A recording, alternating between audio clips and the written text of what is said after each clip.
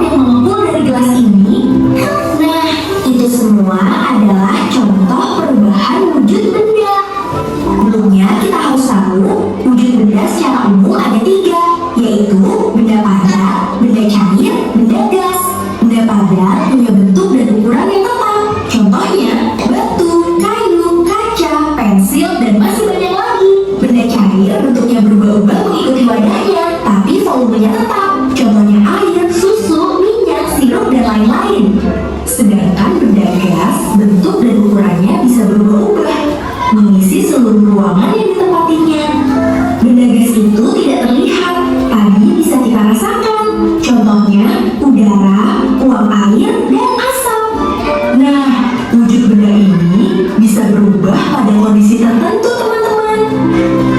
Yuk, kita cari tahu macam-macam perubahan wujud benda. Pernahkah teman-teman melihat uap dari air yang sedang dimasak? Itulah contoh menguap. Menguap adalah perubahan wujud benda dari cair menjadi gas karena pengaruh suhu panas. Jadi teman-teman, baju basah bisa kering karena air di baju menguap kena sinar matahari. Air laut yang terkena panas matahari akan menguap dan membentuk awan.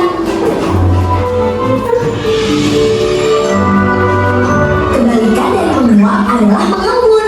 Mengembun adalah perubahan wujud benda dari gas menjadi cair karena pengaruh suhu dingin. Uap air di udara yang terkena suhu dingin akan berubah menjadi titik-titik air kecil yang kita sebut embun.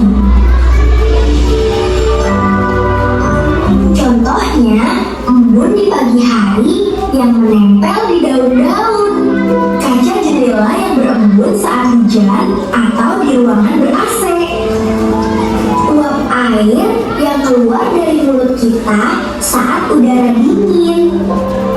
Setelah menonton peristiwa perubahan wujudnya tadi, hari ini fokus kita adalah belajar tentang menguap dan mengembun. Nah, Ibu mau tanya, apa itu tadi menguap? Apa aja? Menguap adalah peristiwa perubahan wujud benda dari cair menjadi gas yang terjadi pada permukaan gas cair karena menyerap kalor panas dari lingkungan. Ya, jadi menguap itu